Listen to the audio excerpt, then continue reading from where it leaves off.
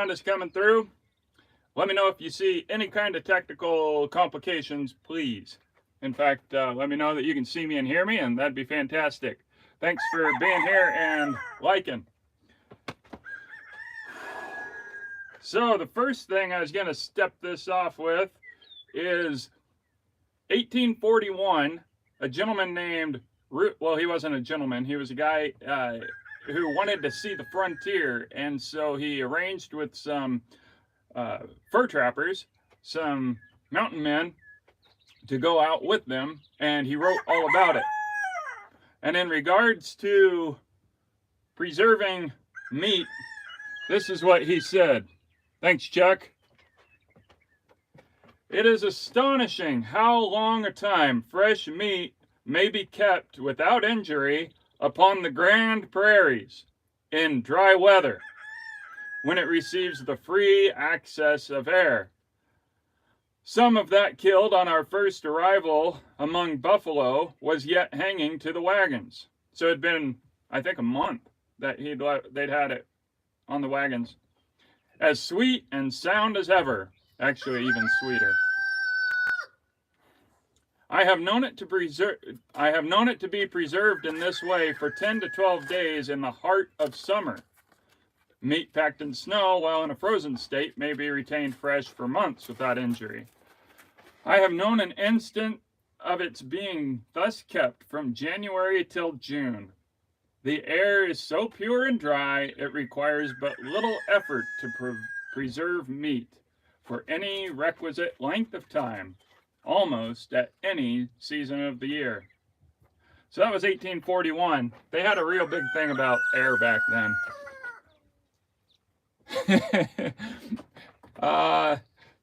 That might be safe, but you're lacking protein there, Larry. So all I do is observe. When I was a teenager, I got my health permit so that I could work in a restaurant. And that's when I first learned all the rules of safety. And many a good steak has gone to the dogs as a result of that.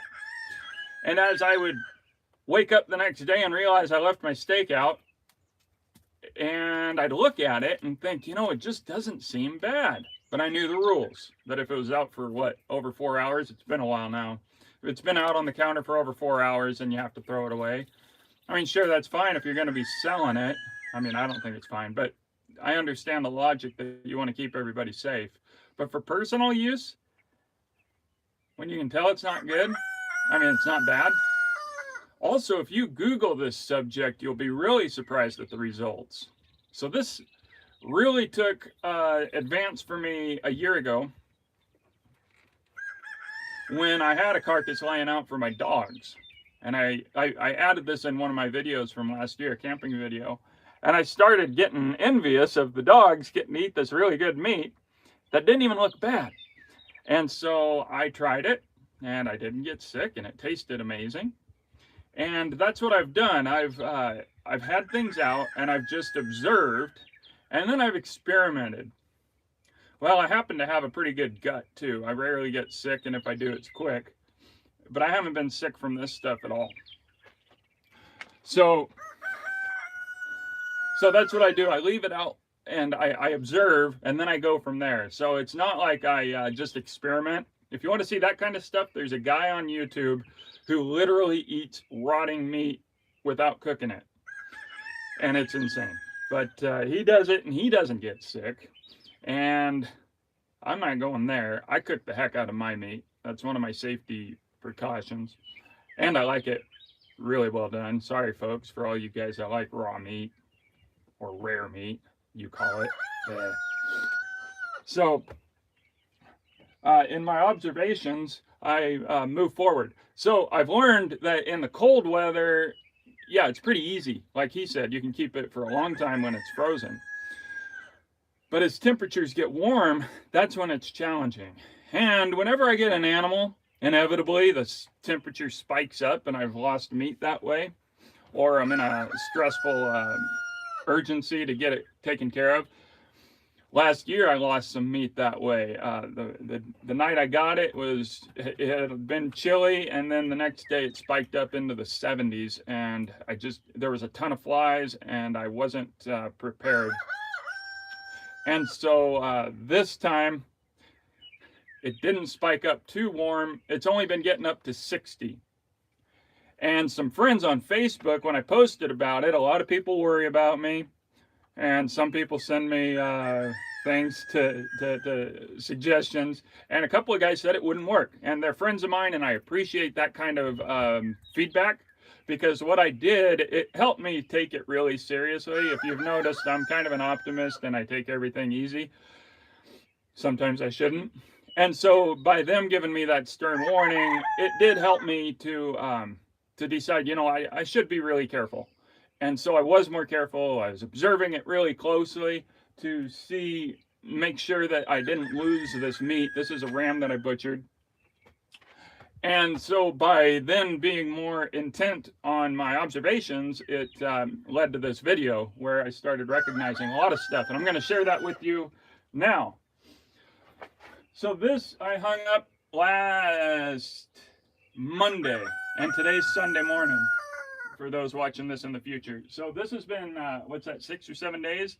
It was in the evening.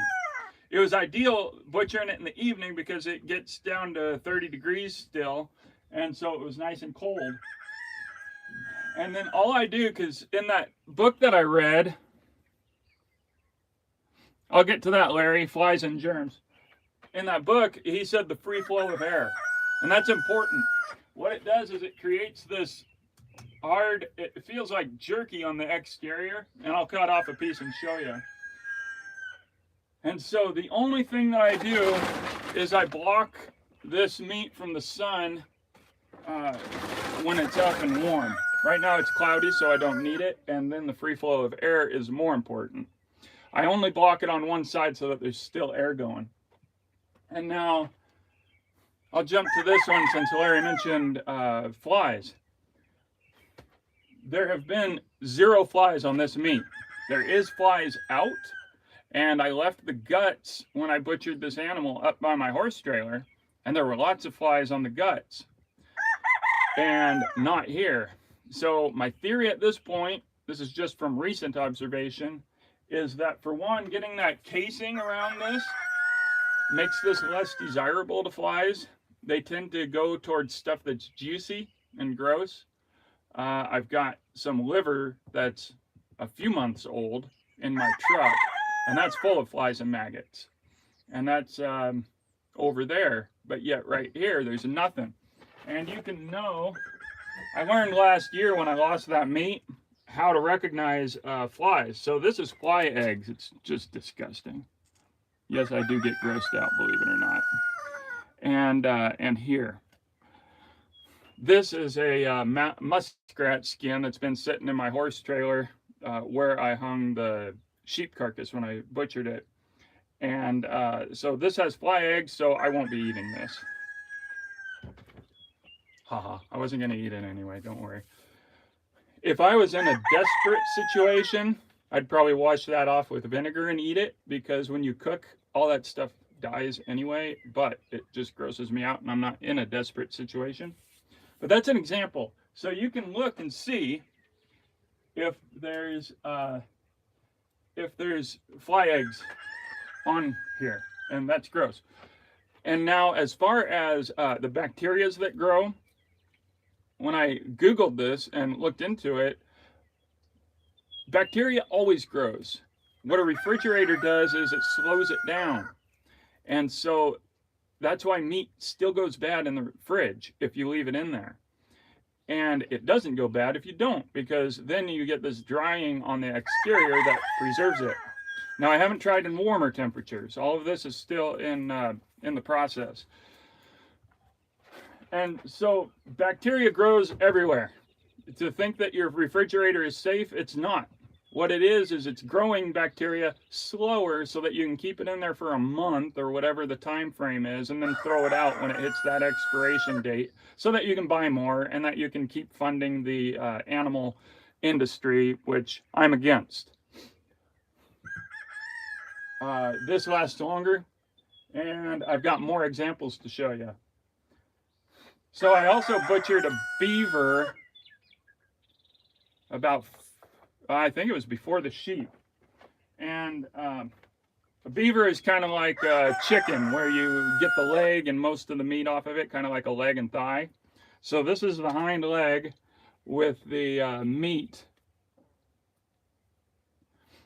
And with this one, I did something different. I keep it pretty dang warm inside with my wood stove. And so I didn't want it rotting. And now again, the free flow of air, if I just set this on the counter, then the bottom stays moist, and I hate that word, and the top would dry. And so what you have to do is flip it. Now remember, I live in an arid area, and so this won't work in Seattle or back east or Missouri, where there's a lot of humidity. I don't think it'll work. Let me know. Maybe the free flow of air helps. But he said out on the Grand Prairies too. I don't think St. Louis would have been the same, but I'd like to try it. So with this, at night, I would when it cooled off, I'd put it outside and protect it with something so that the birds wouldn't get at it. And I did do something unique with this one, where I just put a light layer of salt on the exterior, just to I'll see what happens, see how it would work. Not so much that I'll need to soak it like I would with salt pork. So this has been inside where it's warm. The ants right now are confined to one area. I know where the ants are. And it's if you saw the way that I let food fall on the floor and then I sweep occasionally, and you'd be amazed at how long it's taken for the ants to get to my place. But even still, there's just a few.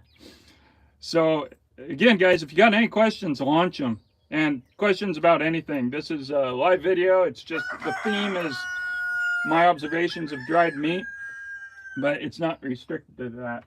And so this thing here, I set the beaver meat on it inside, and that allows the free flow of air. Another thing that's been interesting is from my clickbait picture that I used. How'd you like that anyway? This is a rooster that I butchered to feed to my dog. Oh yes, good point. I'd like to experiment with that. This is a rooster that I butchered over a week ago and just left it laying on the ground because the dogs wouldn't eat it. And again, if I were in a desperate situation, I would eat this. I still might cut the breasts off and cook them for the dogs so that it doesn't go to waste. There's a few fly eggs here. That's gross. And it's got some horse manure mixed into it. I don't know why the dogs wouldn't eat it. One of the dogs ate one of the legs. But anyway, it's a great example. You see this stuff laying around and you get to observe things. Because like I said, the free flow of air, well, this has been sitting on the ground on one side most of the time. And yet, there's no maggots. And I didn't bring it over here because it stinks. If you think, well, he just lives in a place where there's no flies and no maggots, it's too cold. Not the case. I've got some liver over there that's just rank. Oh, I already mentioned it.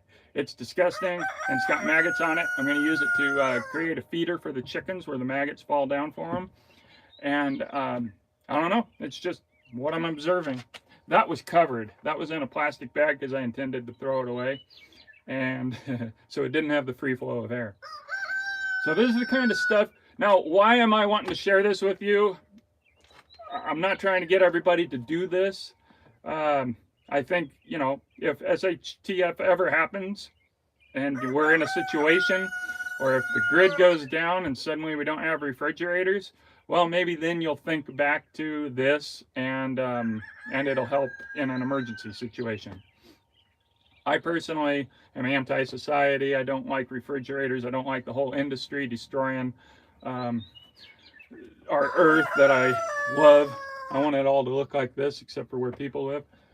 And so I like breaking away from society's lies. And again, this is in an arid place.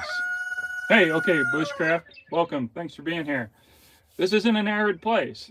So my suggestion, if you're into this stuff, is when you forget a steak out on the counter, leave it for a few days and see what happens. And check your humidity. Know what kind of humidity you have where you live, because then you can start to recognize things. Put it up on a rack and see if it lasts longer. But don't eat it. I mean, you don't have to. It's already going to waste. Most of the stuff that my experiments have been with is stuff that was going to the dogs anyway. Speaking of which, I had a big chunk of meat here as another example, but one of the dogs hauled it off. Let me see if I can find it.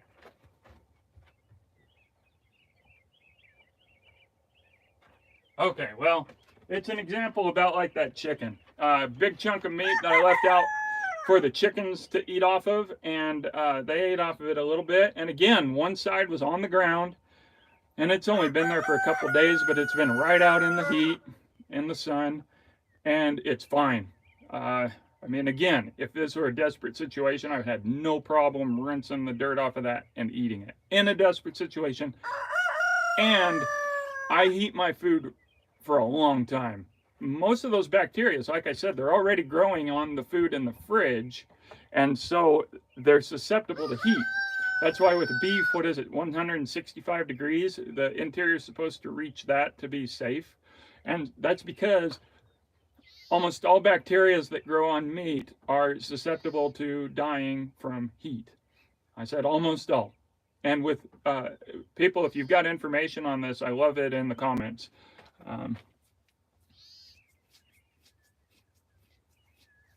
Awesome, I believe that. I wonder how thick they go, because it is interesting how most things about smoking meat or making drying it, it talks about thin slices. But I have found, and let me show you why, that leaving it in a whole thing like this is preferable to me.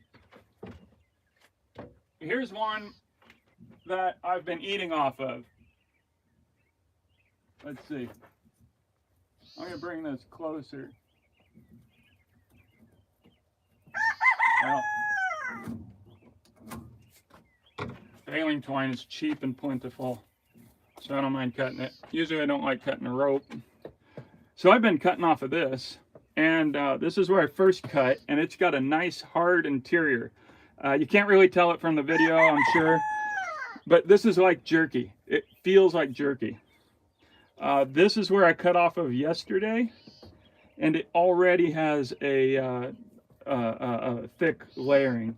And I'm going to cut off a piece and show you, because I'm going to go cook some of it anyway.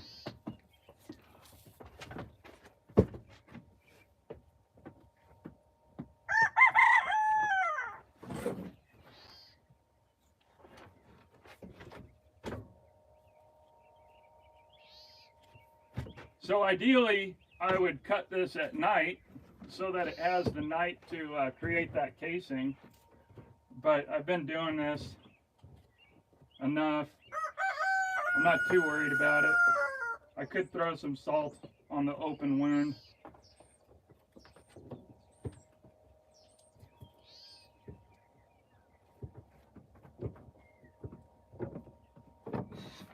So of course that's how it looks on the inside. It's completely fresh. And then on the exterior, you can see that it's like a rind.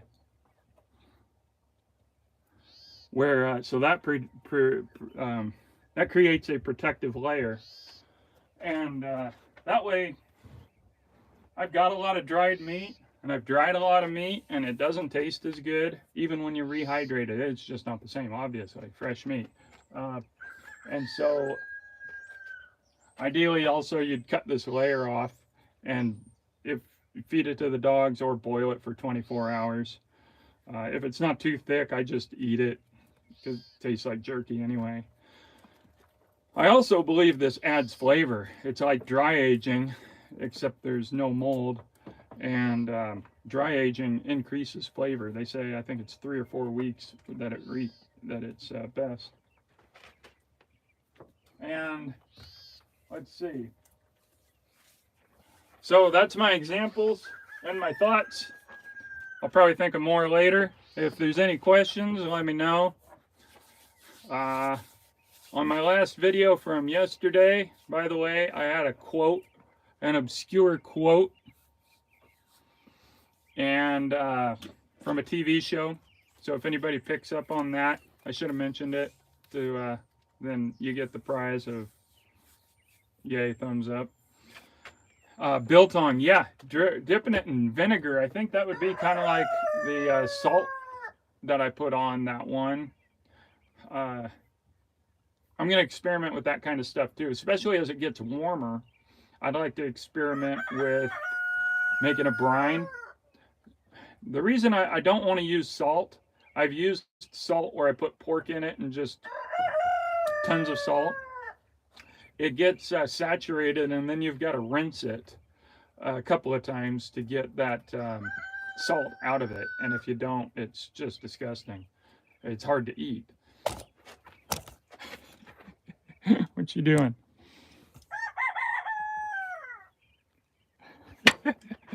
That's the culprit for knocking down my camera all the time. So I might experiment with that stuff as it warms up, as we get warmer weather, like putting it in putting vinegar on it, or making salt water and dipping it in there. So stuff like that I want to try. Well, if there's no more questions, then I think I might cut this off. Thanks everybody for watching. I really love these live videos. I think they're fun. Hopefully they pick up. The Scouts of Rhodesia would bush. Whoop. They're required to eat an animal that had been killed a day or two and left in the heat and sun. Yeah, well, that's farther than I want to go. I don't eat anything fresh. And cross-contamination is the other thing to watch out for. That's, again, why I cook everything so hot. Let's see. Anything else I wanted to say? I started a Patreon last week when I did a live video. Some guys said that they'd like to see a Patreon account, and I appreciate that. So I started one. I'll put the link in the description here. And I got 8 roosters that need to be eaten. Hey, thanks, Larry. Appreciate you being here. No odor. This absolutely does not smell good. Bad. It does not smell bad. It just smells like meat, fresh meat. Okay, folks, thanks again. I will catch y'all on the flippity flip.